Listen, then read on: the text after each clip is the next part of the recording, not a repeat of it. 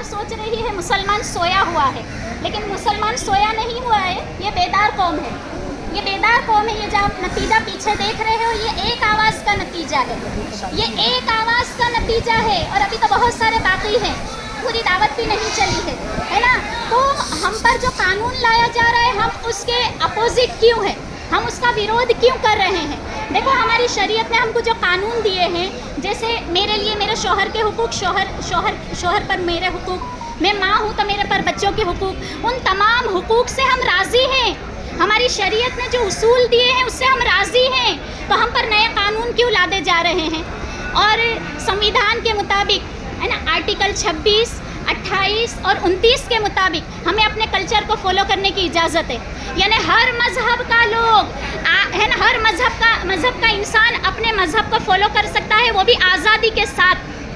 तो हमको तो हमारे मज़हब को फॉलो करने के लिए हमेशा कभी हिजाब पर डांटा जाता है, कभी ट्रिपल तलाक लाया जाता है, कभी हमारे नबी सल्लल्लाहु अलैहि वसल्लम की शान में गुस्ताखी की जाती है। बार बार मुसलमान ही क्यों आ रहा है, बार बार मुसलमान इसलिए आ रहा है कि बेरोज़गारी का मुद्दा पीछे हट जाए, बार बार मुसलमान इसलिए आ रहा है कि शिक्षण का मुद्दा पीछे हट जाए, बार बार मुसलमान इसलिए आ रहा है कि औरतों और बच्चों की जो इज्जतें लूटी जा रही है ना, वो मुद्दा सामने ना आए। बस मुसलमान मुसलमान करके हर मुद्दे को आगे लाया जा रहा है, सारे मुद्दे पीछे हैं। फिलहाल गुजरात की सरकार पर 3.25 लाख करोड़ का कर्जा है, लेकिन यहाँ क्या लाई जा रही है, यूसीसी लाई जा रही है। सरकार तल पापड़ हो रही है यूसीसी लाने के लिए। पहले हमारे सारे मुद्दे हल करो। किसान आज तक खुश नहीं है, किसान को आज तक इंसाफ नहीं मिला, है ना। तो कहा कि तुम लोग सिर्फ मुसलमानों पर जुल्म क्यों करते हो। और मैं तो कहती हूँ कि जब आपने मुद्दा उठाया है ने, खुद मुसलमान और दूसरी कौमें उस मुद्दे को पढ़ रही हैं। जैसे मैं मिसाल दूँ, आपने तलाक का मुद्दा उठाया, सारे हमारे हिंदू भाई बहन भी तलाक को पढ़ने लगे कि तलाक आखिर क्या है। आपने वक़फ़ बिल उठाया, संसद में गृह मंत्री खुद कह रहे हैं, मैं आपको बताऊं वक़फ़ का मतलब क्या है। वक़फ़ का मतलब है दान में दी हुई ज़मीन। यानी आप खुद अब इस्लाम को पढ़ रहे हो। हमें तो बड़ा अच्छा लगा, इस्लाम फैल रहा है, हमको तो बड़ा अच्छा लगा।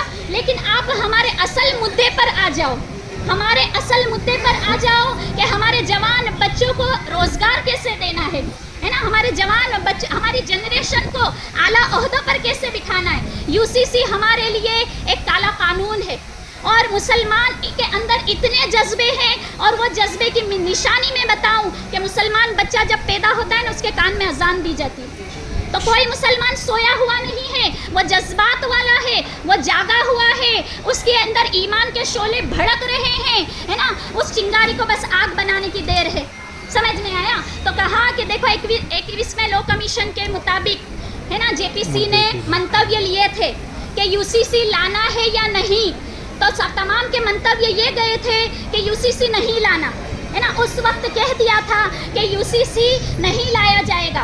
22वां लॉ कमीशन भी मिलाया गया, बिठाया गया, लेकिन वो कमेटी यूं ही स्थगित हो गई। यानी 21 को ही माना जाएगा कि यूसीसी नहीं लाया जाएगा। तो आप तो कॉन्स्टिट्यूशन की हिफाजत करने वाले हो, आप खुद कॉन्स्टिट्यूशन को रोंद रहे हो, आप खुद संविधान को रोंद रहे हो। हमारी बेहतरी के लिए कोई कानून लाओ, हमारी बेहतरी के लिए। और मोदी जी यूँ कहते हैं कि मैं मुसलमान औरतों को अपनी बहनें कहता हूँ, तो बहनों के लिए तो ये कानून, हम तो कह रहे हैं हमें ये कानून पसंद नहीं है। तो हमारे लिए कोई ऐसा कानून लाएं कि हम सही तरीके पर सुकून से अपने मुल्क में रह सके। देखो, जब भारत आज़ाद हुआ, हमें पाकिस्तान वाले बुला रहे थे, लेकिन हमें तो भारत की मिट्टी में पैदा हुआ और भारत में ही दफन होना है। हम अपनी खुशी से यहाँ रहे हैं, तो हमें खुशी से यहाँ रहना है। ओके।